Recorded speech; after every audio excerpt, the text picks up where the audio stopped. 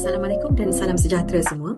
Hari ini saya nak sembang tentang satu isu yang dekat di hati ramai ibu bapa, iaitu berkenaan dengan 4 cabaran yang akan dihadapi oleh anak-anak dengan autism yang telah didiagnosis awal tapi tak dapat terapi secara konsisten.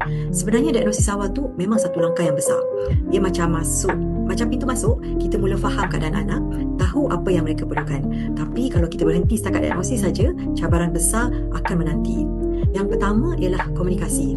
Ramai anak dengan autism sebenarnya susah nak berkomunikasi. Kalau terapi pentuturan tak berterusan, mereka mungkin susah nak minta sesuatu, nak kongsi perasaan atau nak berinteraksi dengan kawan-kawan. Yang kedua ialah kemahiran sosial. Anak-anak ni perlukan latihan yang berulang-ulang untuk belajar benda-benda yang mudah seperti tunggu giliran, faham isyarat sosial dan bergaul dengan kawan-kawan. Tanpa sokongan berterusan, mereka boleh rasa terasing dan susah nak sesuaikan diri di sekolah.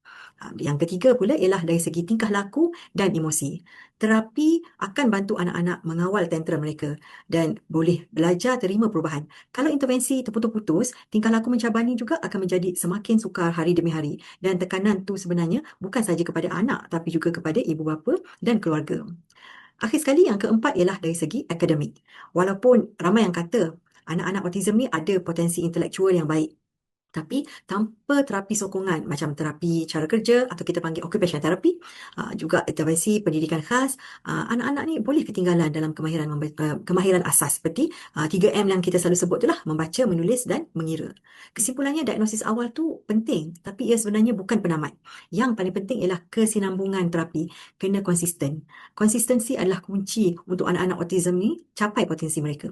Jadi pesanan saya untuk ibu bapa, jangan berhenti selepas dapat diagnosis. Teruskan usaha, cari sokongan dalam komuniti, bekerjasama dengan guru dan ahli terapi. Percayalah, setiap langkah kecil yang konsisten tu sebenarnya akan bawa perubahan besar dalam hidup anak kita.